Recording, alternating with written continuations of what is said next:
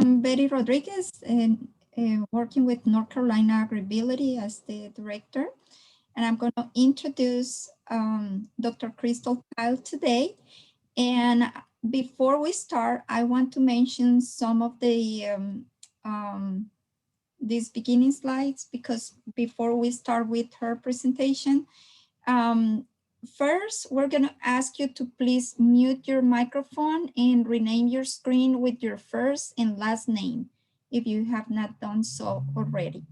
If you need closed captioning, you can click at the bottom of your screen and you'll see the closed captioning button. If you have questions, please type them in the chat box and we will answer them at the end of the presentation if time allows. And we will be recording this session.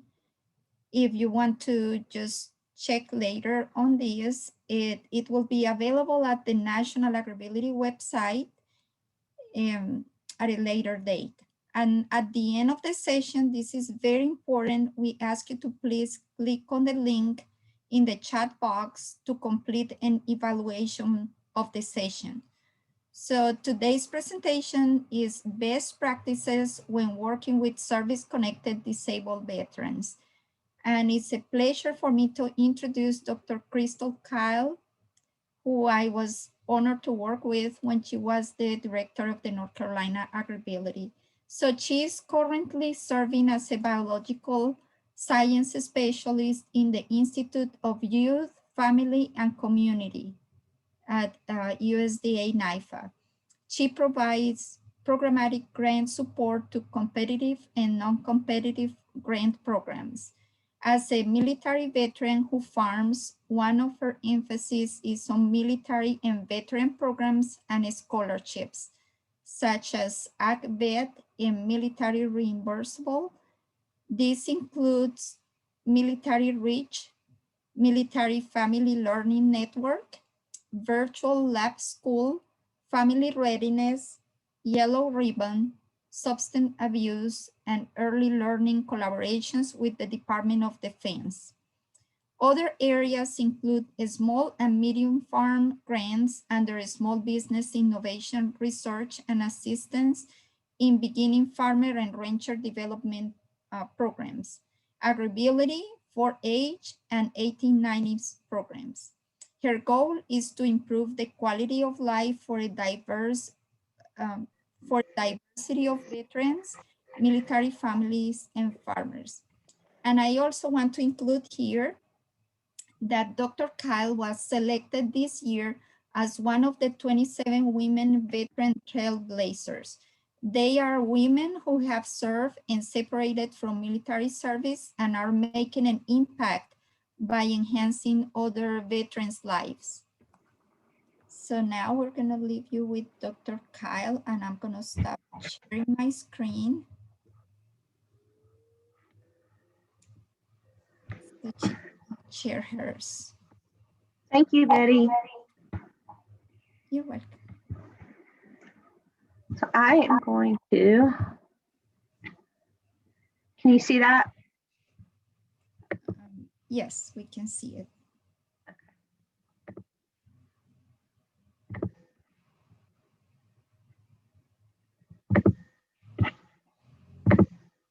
Okay. Thank you, Betty, and thank you everyone for joining today. I am going to talk a little bit about some practices that we use when serving veterans and just some information I received through my studies and through working with veterans and as a veteran myself, working with other veterans. So these are some things that we picked up, and you'll be able to see some of my experience and where some of this comes from. So first I want to say, whoever jinxed me in my computer, could you please take that back so I could get this going? That would be great. All right, so best practices. So I'll talk a little bit about who I am and why that matters with the research that I've done and some of the things that I've done over the years and what the research says. And then I'll ask you to put in the chat a couple things. and then we'll talk about some other research and some do's and don'ts. And I want this to be pretty interactive, so if you have things to say in the chat, or if you want to say something out loud, just let me know.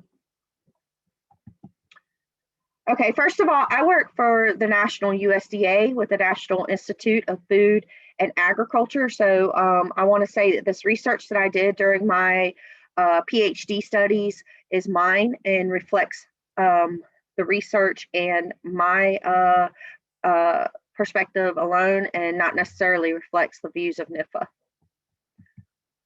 All right, so I did this slide during my PhD, and I really love it. And I always share it when I do a presentation, or most of the time. But who am I, right? So we have to reflect on ourselves before we can think about helping others.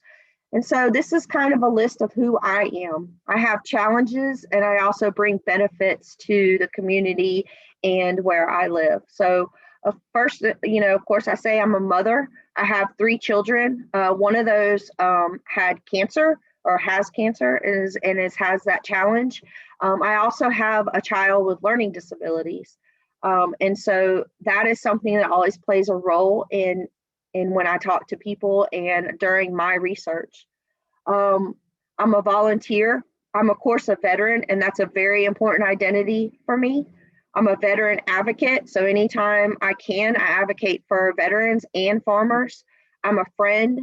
And then I have I'm a student. I'm always learning. I always am learning. So I'm constantly a student, whether it be in a structured learning environment or non-formal learning. I always consider myself a student.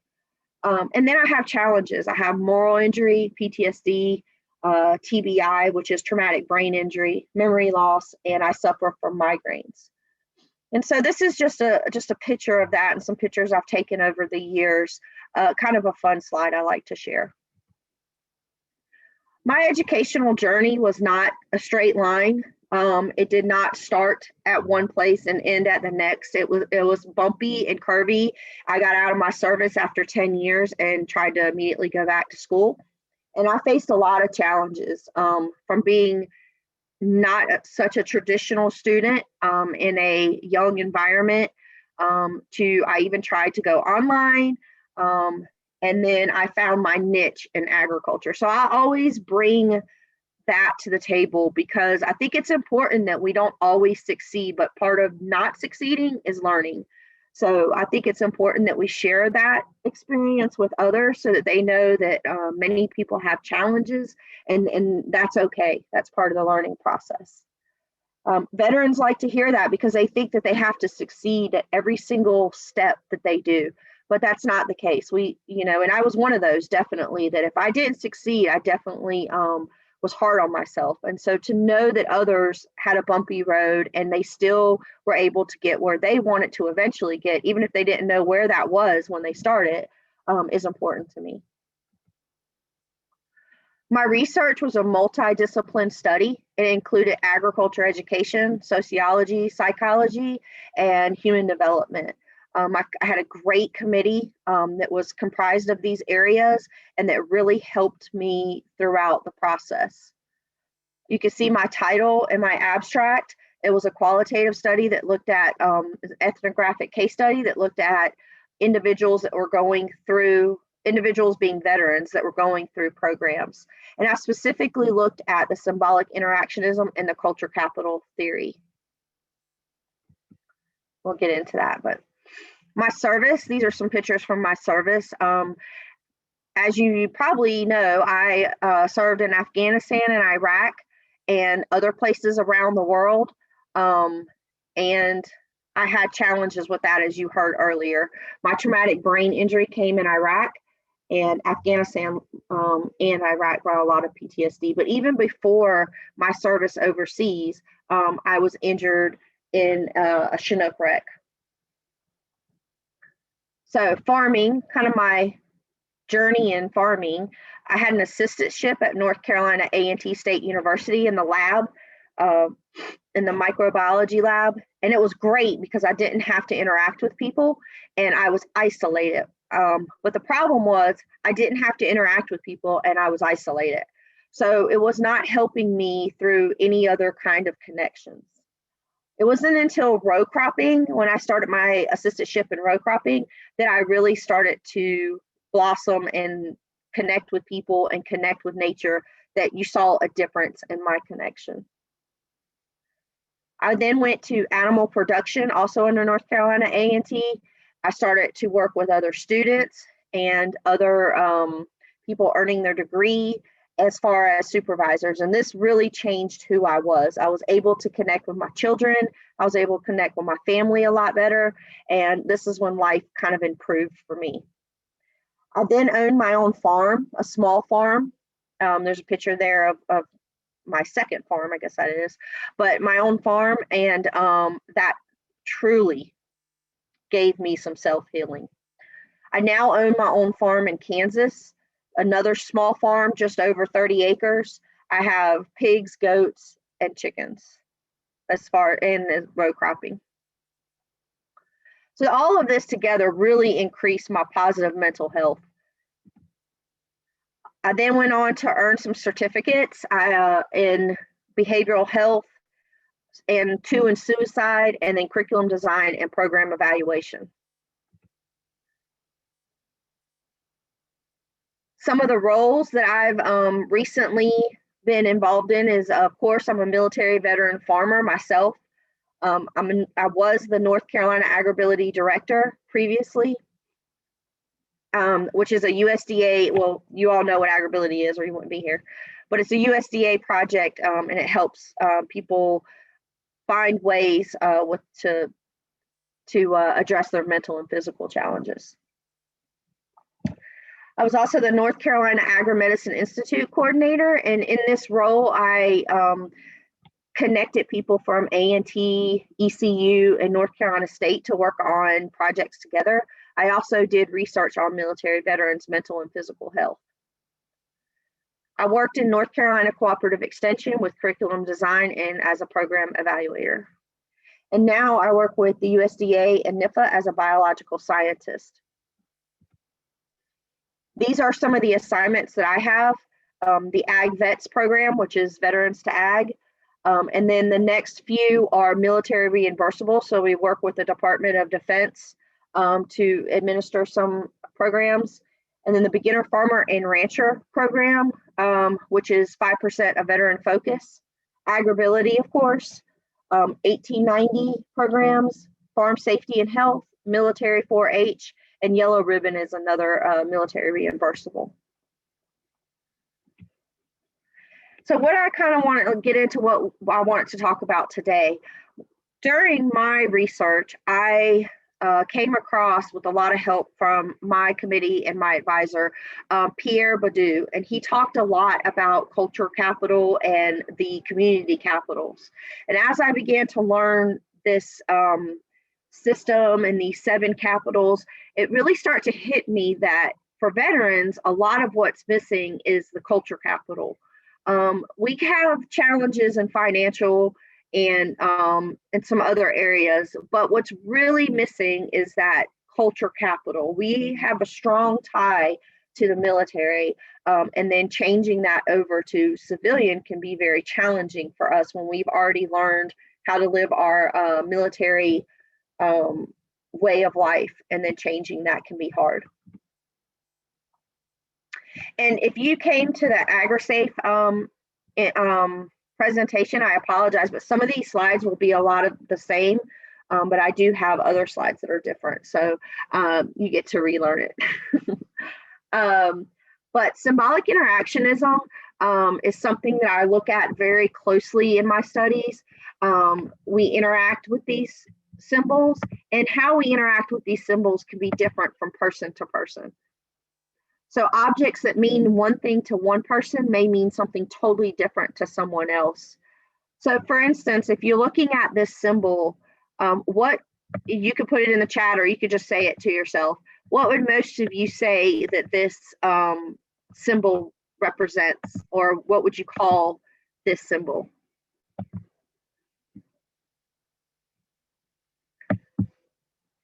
Most of you would probably say that this is a peace symbol.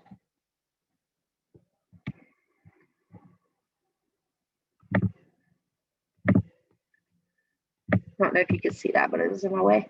Most of you would probably say that this is a peace symbol, but it actually is upside down, which indicates that it's not a peace symbol. So the one on the left is a peace symbol, and the one on the right actually stands for rune for death, which was an ancient symbol.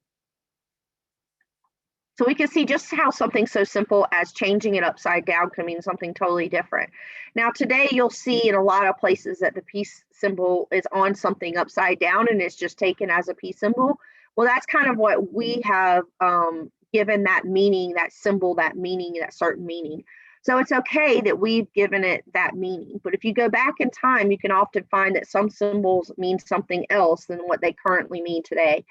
A lot of times this is negative, and I'm not going to say probably one of the most negative symbols that we can think of, but it actually comes from something quite peaceful and had a totally different meaning before. All right. So therefore, if we change the associations that some veterans have for these symbols, then it is possible, or at least we can assume that if they associate them with war and hardship, they may be able to associate them with peace and resilience, therefore helping them acclimate in the civilian world. So let's talk about some of those challenges that, oops, I am sorry, let's see, get that out of the way, that some veterans may face. And these are not all veterans, but that some may face, or many, if you, depending on what population you're working with. So as I discussed in my first slide of myself, is moral injury. And this is violating a deeply held moral belief, and a great book to read if you're interested in this would be Soul Repair. It is a great book, and I learned an immense amount of information reading it. PTS, which you often hear, or PTSD, you'll sometimes hear it referred to as. I sometimes put the D in brackets either way. And moral injury coincide with psychological disorder. So these could be anxiety, depression, and of course, low resilience. They're non-linear diseases. So that means that you may feel something at one time and feel something totally different at another time. And just because you think that your symptoms are decreasing doesn't necessarily mean that your symptoms are decreasing, because something could trigger you and your symptoms could immediately be heightened. It doesn't happen the same for everyone. So two people could have the same experience at the same time and very different reactions to that experience. And PTS is actually a physical reaction, where moral injury is more in your beliefs, your values, more mental. PTS is a release of elevated hormones. So your fight or flight reaction.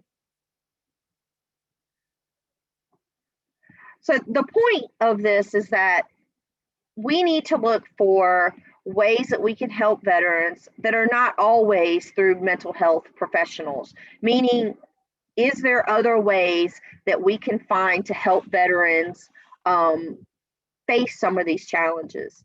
And for me, it was definitely agriculture. And for many veterans, many colleagues, it is also agriculture. So if we're going to be getting involved in agriculture and being a part of agriculture, then we need to make sure that we as professionals are finding ways to keep them safe and finding ways to talk their language and to connect with them. I'm going to go to the next slide when I can. There we go. So some of these agriculture therapies, there's all different kinds of agriculture therapies.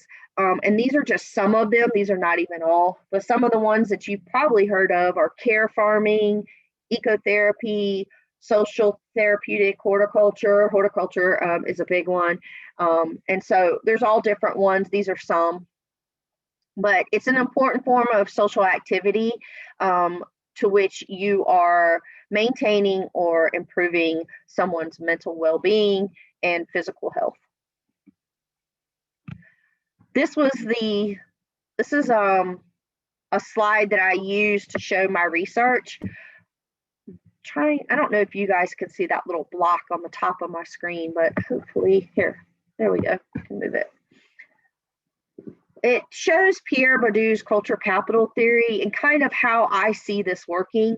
But he says that you have 3 areas under culture capital. And so they basically are your habits, and habits are formed through doing reputational stuff over and over again. And that makes up who you are as a culture.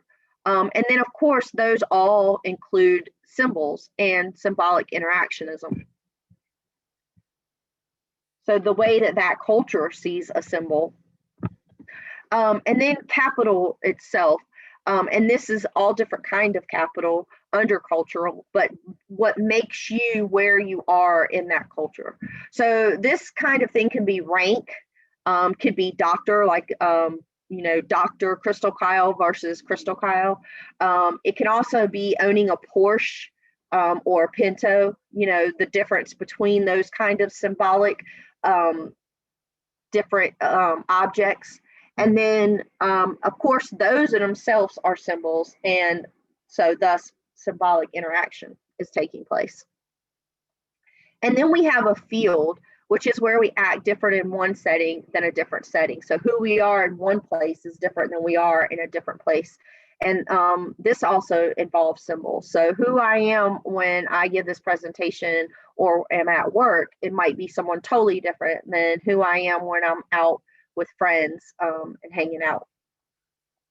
So when these come together with social, human, economical, and the other capitals, we have social mobility. And so if you're balanced, then Pierre Bourdieu says that your mental and physical health are somewhat balanced or pretty balanced. And if they're not balanced, then they can get lopsided, and it can decrease resiliency.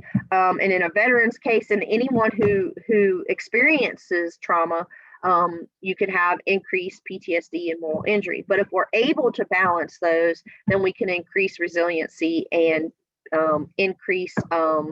ease the symptoms of PTSD and moral injury. So this can help with people feeling like they're involved more in the community, that they have a better power in that community, a better locus of control in that community, and feel as though they can now be a part of a civilian life.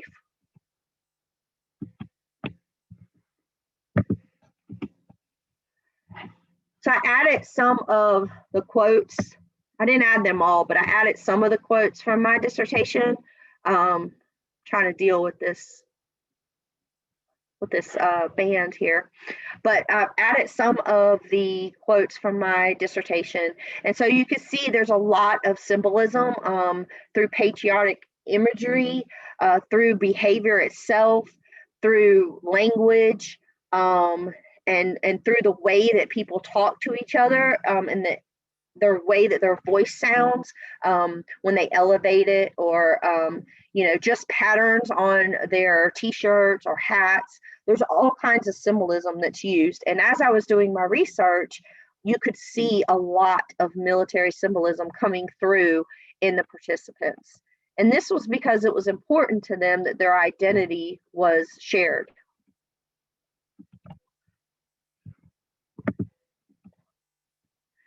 And this is one of the participants, one of probably my favorite people on the planet. You could see through the pictures the different ways that his life is changing. And so what I mean by that is social mobility. So how he's changing. The first picture, he's still in the military. He's very proud. He's written his wife a message on a Connex, side of a Connex. And then in the second one, he was shot and ended up losing his leg. And he's in the wheelchair, and I had to make the pictures fuzzy to keep his identity safe. But what you can't see is that his face is you could tell that he feels defeated. And he talks about this and how he feels defeated. And in the third picture, he looks proud and talks about how he feels proud and cannot sit next to his wife, but can stand next to her as her equal, and they're able to go on a journey in agriculture together. And then in the final picture, his toe was amputated, and placed on where his thumb would have been. And he laughs and jokes about how his new name is Tomas. And so he's able to joke about it, and he's in a much better place, and his resilience is a lot higher because of what agriculture did for him. And so a little bit more on him. This was the weapon, and this was one of his weapons that was shot, and he keeps it. He keeps it to this day, and it's a place to, an object, a symbol to remind him of what could have happened and where he's at today. And of course, it makes him emotional, but he's now on a new path, and with him and his wife, they're blessed and have this new chapter of agriculture. So what this comes down to is, for some veterans, they are becoming farmers, and they can see themselves as farmers. You could watch their uniform change from having a lot of military symbol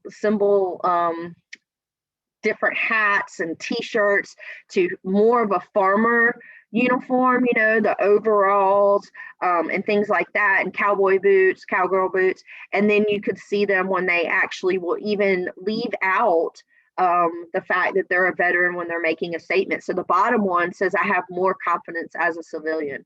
So that's not something that a lot of veterans will say, that will say something about being a civilian, but it's nice to see that some make that transition to where they don't always have to feel like they need to let people know that they're a veteran, which is something to be very proud of. I definitely am very proud of that.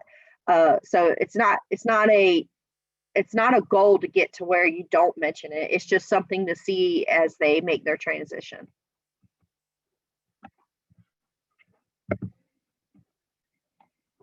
So resilience is always the key. We always need to look at where resilience is and where it needs to go to be able to help veterans. When you're low on resilience and you don't feel like you have much that you're offering to society, or much you can offer society, then your depression increases, your anxiety increases, and you have behavioral and adjustment disorders. And often this can lead to suicide. So obviously, the higher your resilience, the better self-esteem, the better locus of control, the better self-efficacy, and then the lower the resilience, the opposite is true, including loss of trust.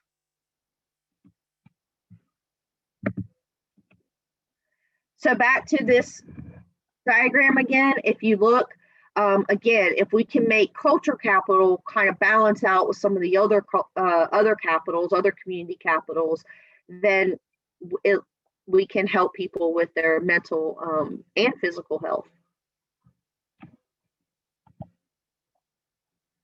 So this is kind of the activity part, and I'll stop sharing just so I can see you for a second and look at the chat. So the first kind of chat exercise I want to do is kind of put in some of the main biggest veteran biases that you hear, kind of the go-to things that you hear about veterans with challenges.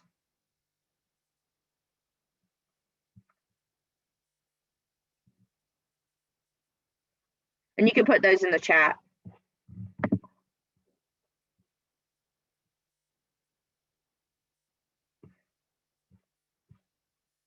We'll just take a couple seconds to do that.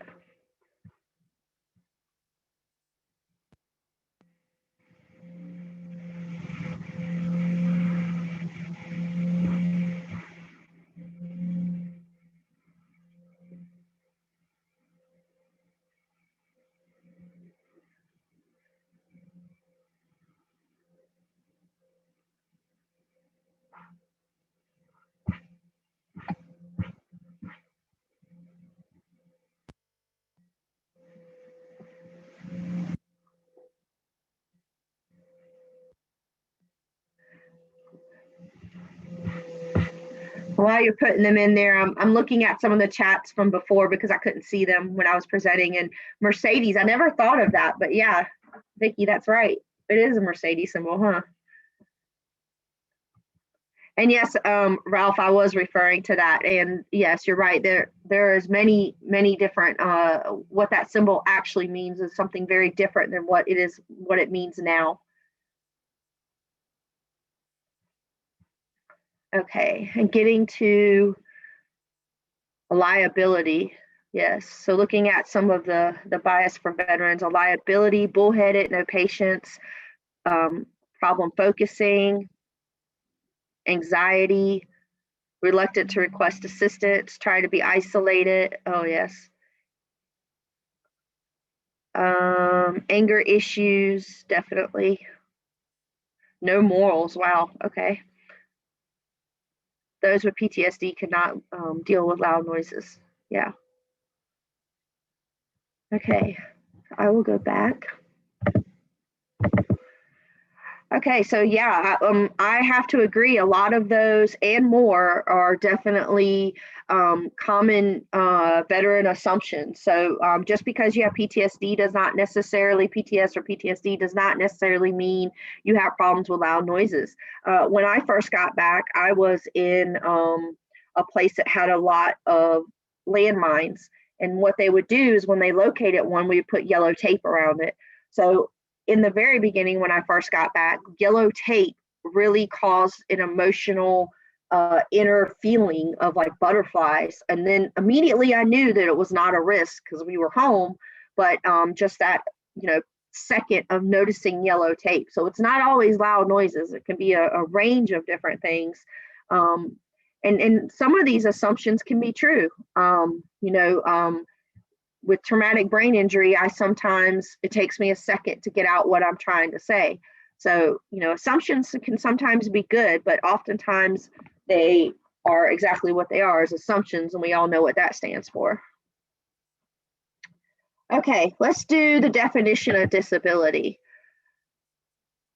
So if you could put in the chat, and if you're in the chat, you could definitely look at these other answers because they're excellent. But if you could get a definition, and it doesn't have to be exactly right. Please don't look up a definition. Just what you see. It doesn't even have to be a definition. It could just be what is included in the word disability.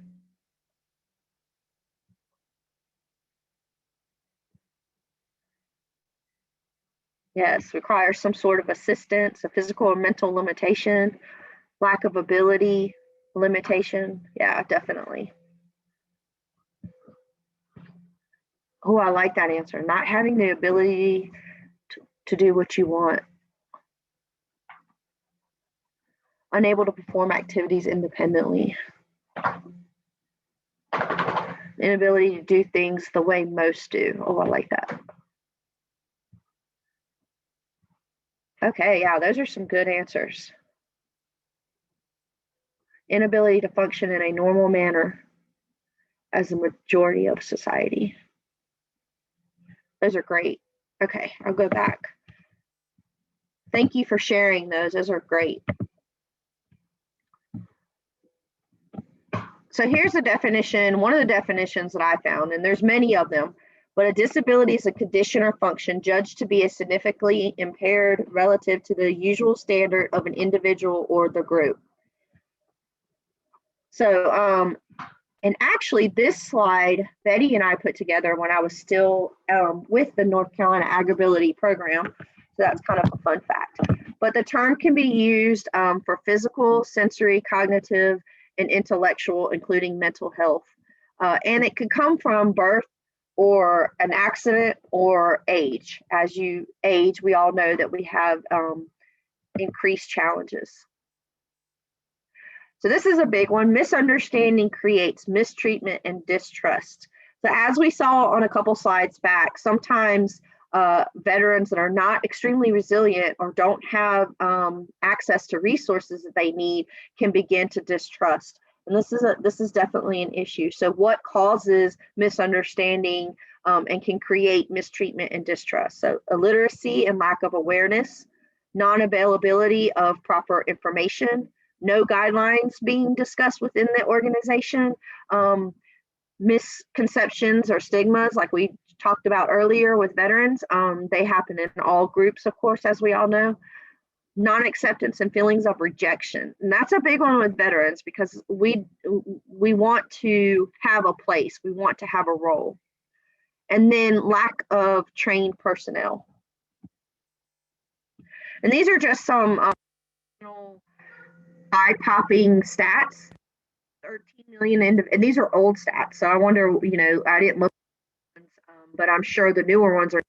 But over 13 million individuals in rural America are often affected by disabilities. And so then it talks about how much of those are secondary injuries from the main disability. And so it is on average, it's reported that on average, there are 14 secondary conditions to that one injury or that one disability.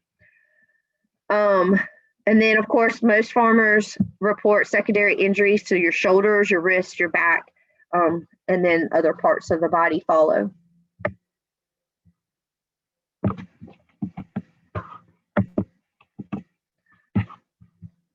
I wish I could get rid of this bar. Okay, so we've seen some of the stat numbers, but we all know that the stats are much higher, and that a lot of veterans and farmers do not, or veteran farmers do not report how high their injuries really are or how much assistance they really need. So when we see stats, we know to think about, well, those are the stats on paper, but let's think about, or at least accept that the numbers may be much higher. A lot of veterans and farmers are independent and they want to do things themselves, whether they have a disability or not. And they often don't see themselves as having a disability, such as myself. I had a knee injury for over 20 years that I did not get an operation on. Finally, this year, a couple months ago, I had an operation on one of my bad knees that I sustained in service. And it is amazing the difference in a month that I'm able to do the walking, the controlling my own movements in 1 month. And I just did not see myself as someone with a disability. So it can be hard to view yourself as someone that has a disability.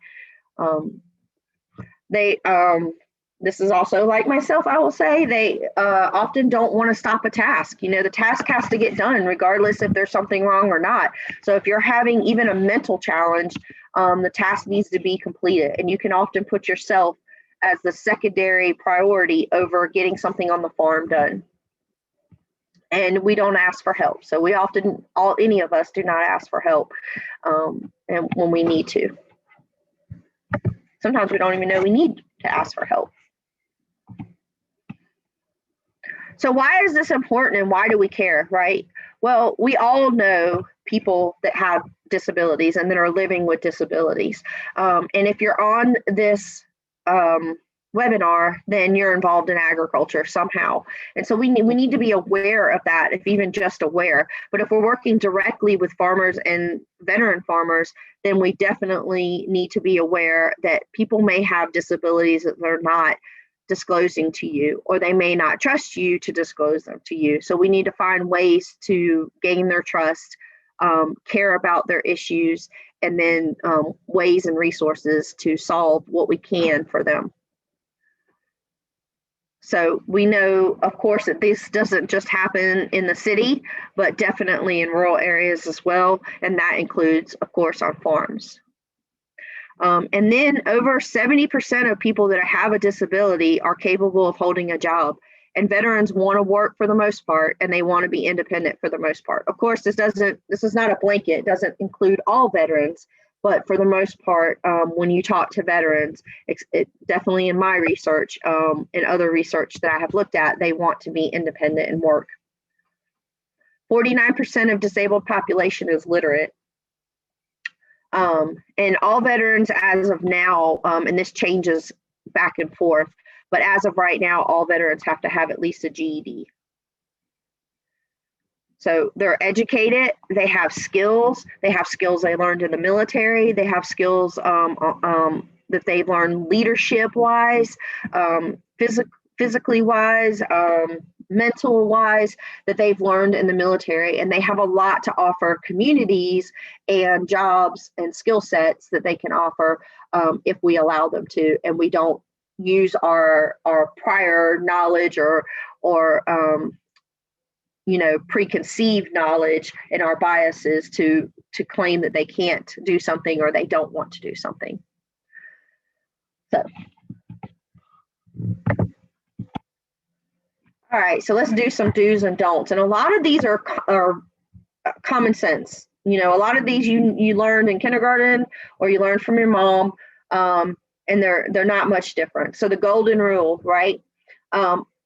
Avoid the "you're so inspirational" remarks. They can make someone feel small or lower or less than, and it's just not recommended that we discuss how they inspire you so much on a constant level. Now, if you know them pretty well and you want to make a comment that they inspired you doing such and such, that's different. But walking up to someone who has a clear disability and saying that they inspire you because they look like they're really going through life and trying hard, it could be hurtful. Whatever you do, don't talk louder than your normal voice unless you know that the person is having trouble hearing and they ask you to talk up. Ask before you help someone. If you see someone in a wheelchair going through a door, don't automatically come up behind them and push the wheelchair, but make sure you ask them. Don't lean on wheelchairs or other assistive technologies. I've seen that done, and it can really anger the person with the wheelchair. Introduce yourself when speaking to the visually impaired. Let them know you're there. And refer to the person as a first person, not with their disability. And so this is a quote: "Talk to us, not whoever is with us." So make sure you're talking to the person, not just the person that's standing next to them. So if you pass someone in the park, for instance, and one person is in the wheelchair and the other is pushing the person in the wheelchair, make sure that you say hi and make eye contact with both of them. Save the patronizing for someone else, kind of on the same lines as the inspirational remarks, but "good for you, you're so brave, wow, I'm so impressed." Those kind of comments can be hurtful as well.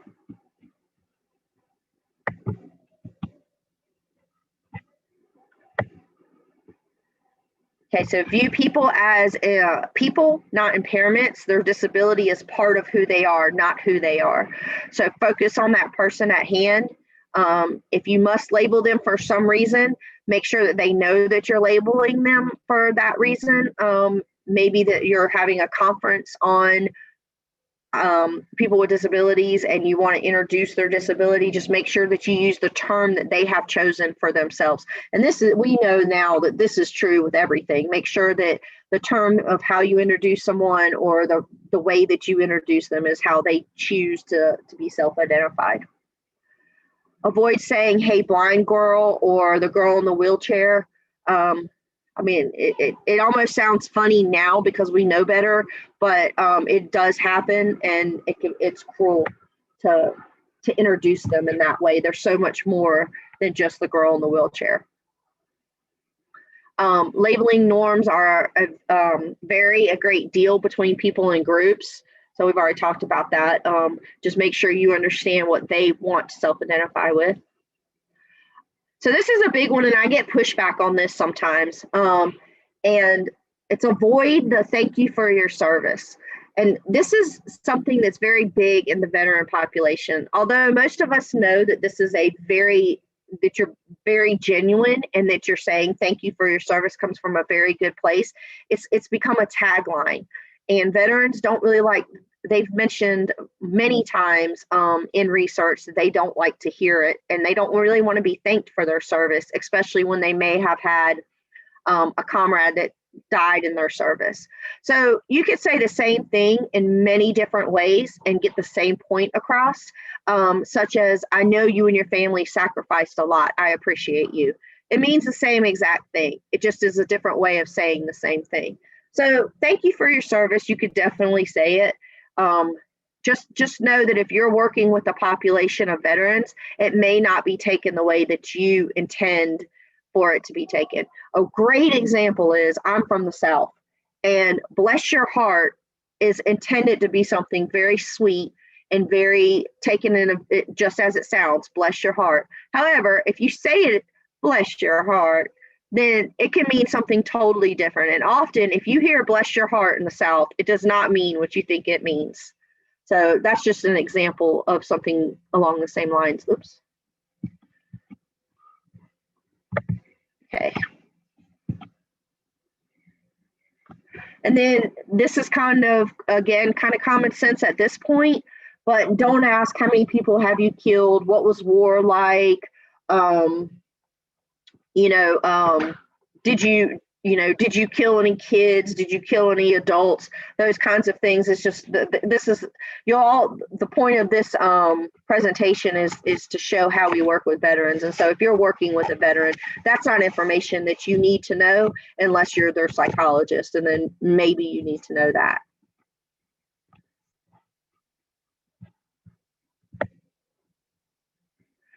So oftentimes veterans are looking for more than a career. They're looking for a new identity in a community, as we discussed earlier.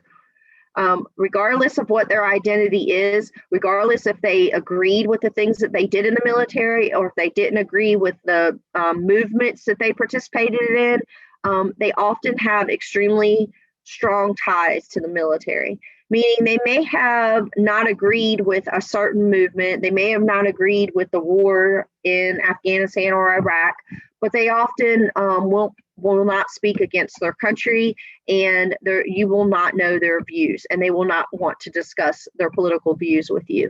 And when you're trying to gain their trust and gain the ability to work with them, this is something you definitely don't want to bring up, and you definitely don't want to bring it up in the beginning.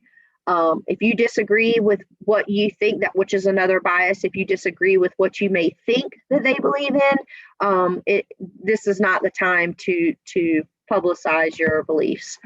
And don't assume their disability or blame their PTS, TBI, moral injury, or physical injury. As we discussed earlier, we saw in the chat, PTS could look like a lot of different things.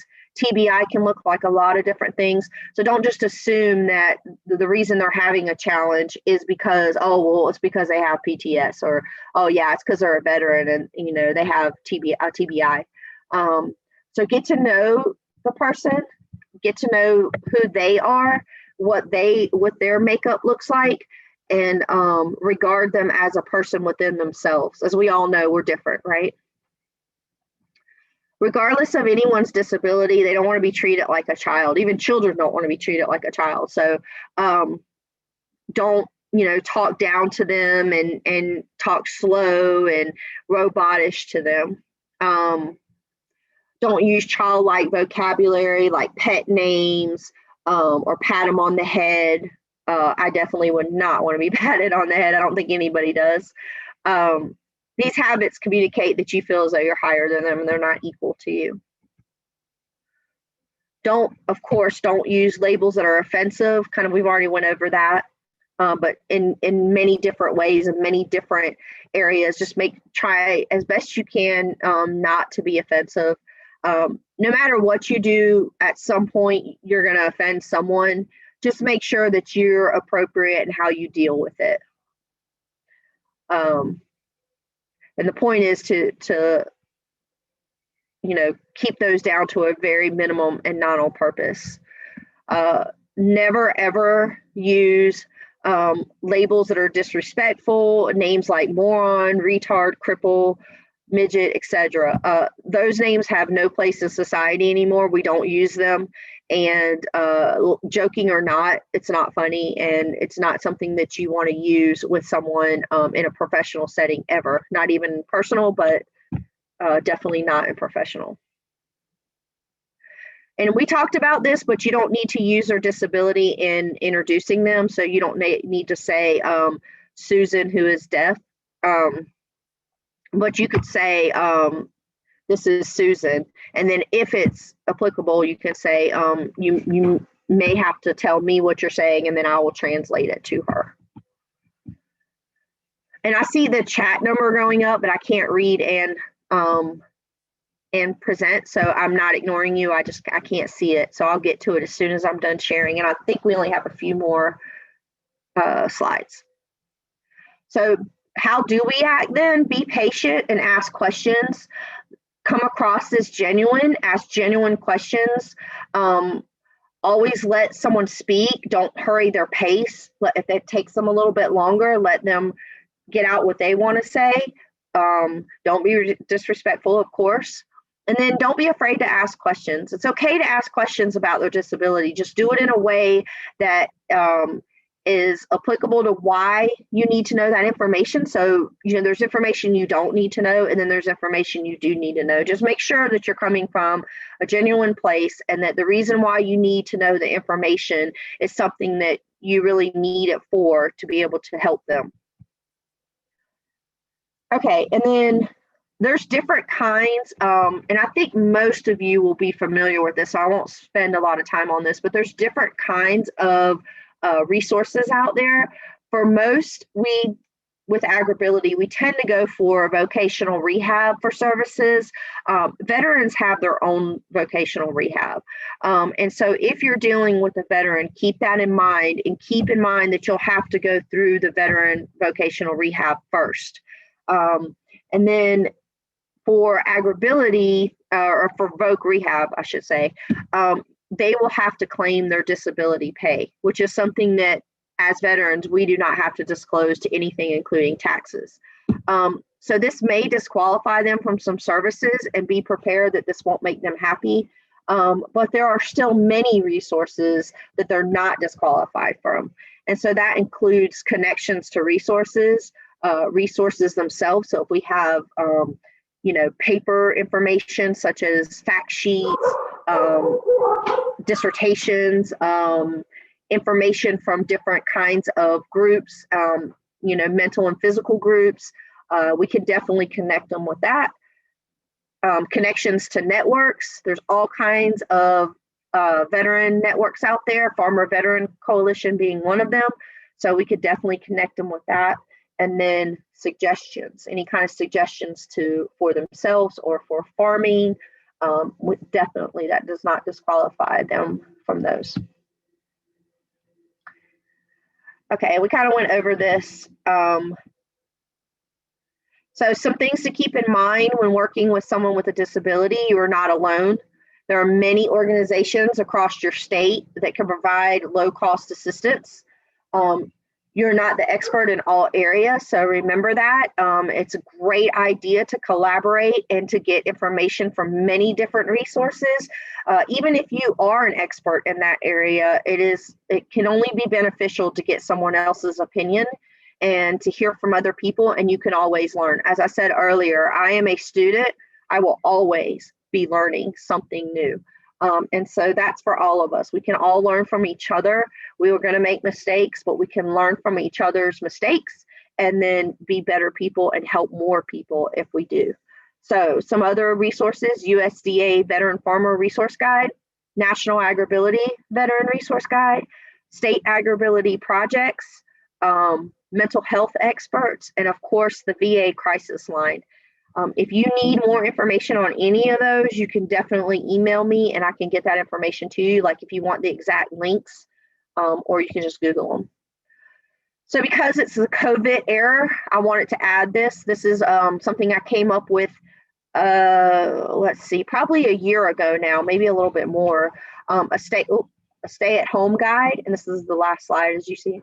A stay-at-home guide, and this is for veterans and just people in general.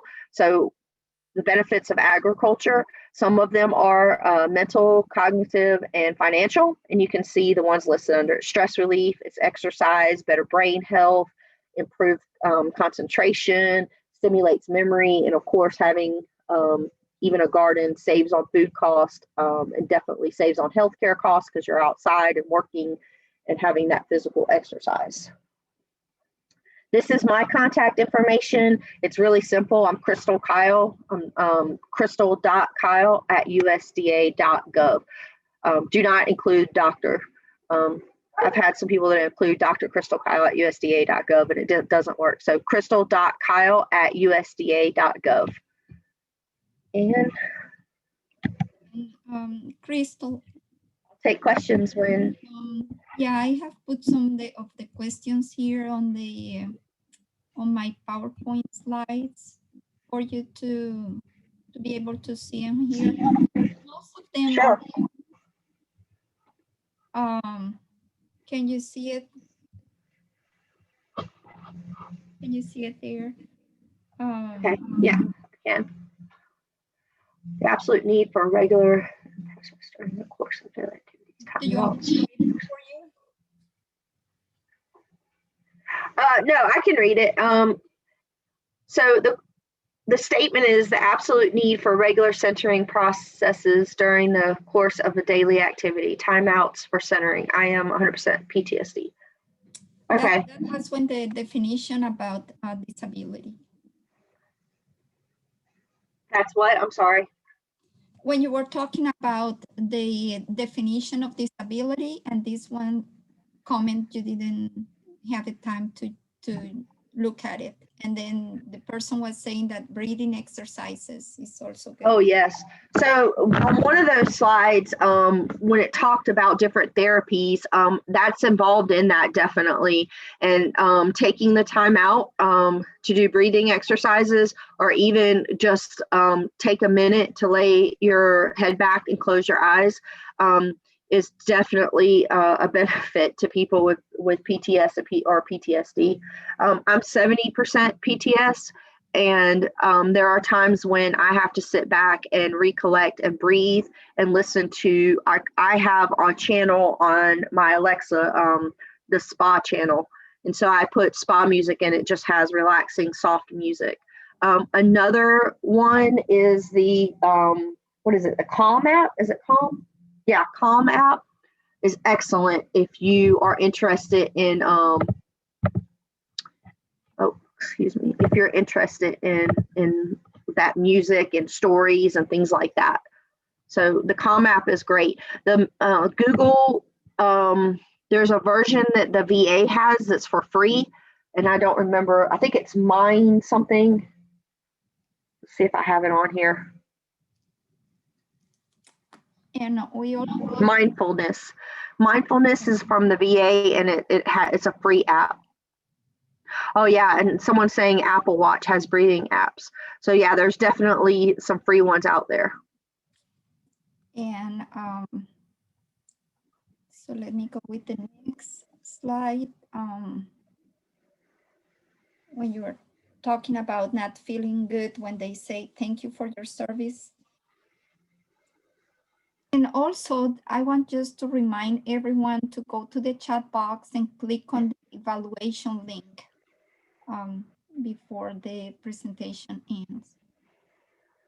Yeah, so here a veteran says, Tim says that he's okay with just your appreciate it. Mm-hmm. Yeah, I think I'll just go through the chat box. Or okay, there you go, you got more. Yeah, definitely. Yeah, and people are commenting, veterans are commenting that they would prefer other ways of saying it, meaning the same thing, but say something different. Yeah.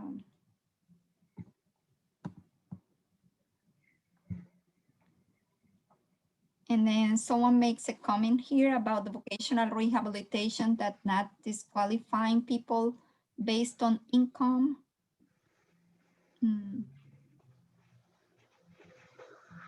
Okay.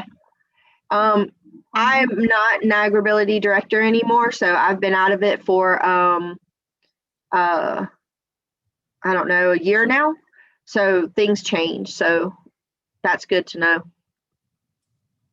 And I think it also goes by the different states. Yes, it does. Yeah. Okay, I think we have one more here.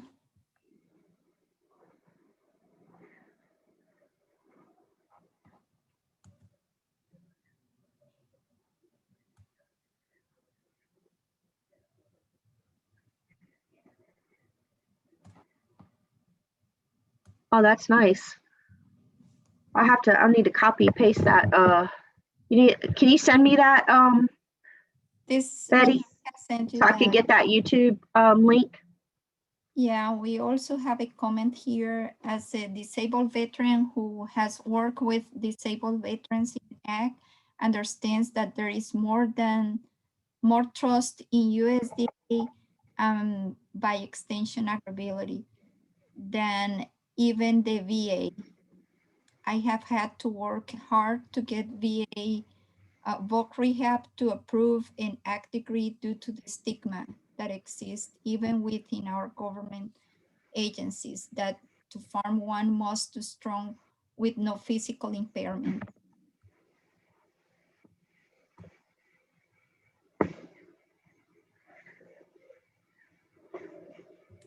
And yeah, that's a comment here, and I have heard about that also. Yes, definitely. Definitely. And just one last thing, that I think a lot of people already, if you've been watching the AgrAbility different workshops lately, in the years past, one thing that you'll always see, even see it in the AgrAbility, is that we look for the abilities, not the disabilities. So often look for what can that person do, what can that person farm, not always what they cannot do. Was there another one, Betty? We have a lot of notes here about, thanking for a great presentation, and yeah, a lot of thank yous. So just to reiterate just one more time, I now work for NIFA in the USDA. If you're interested in any information, Beginning Farmer and Rancher Development Program has 5% towards veterans. Ag Vets is a veteran educational program as well. And then, of course, the national and state chapters for AgrAbility are some of the ones that you may want information on that is pertains to veterans. Let me know, and if I can't answer it, I have a team of people that definitely one of us can answer it.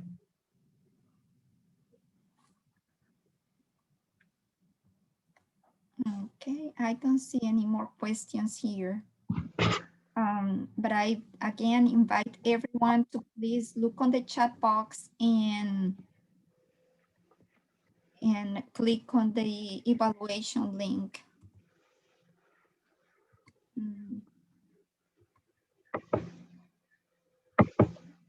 Yeah. Thank you very much, Dr.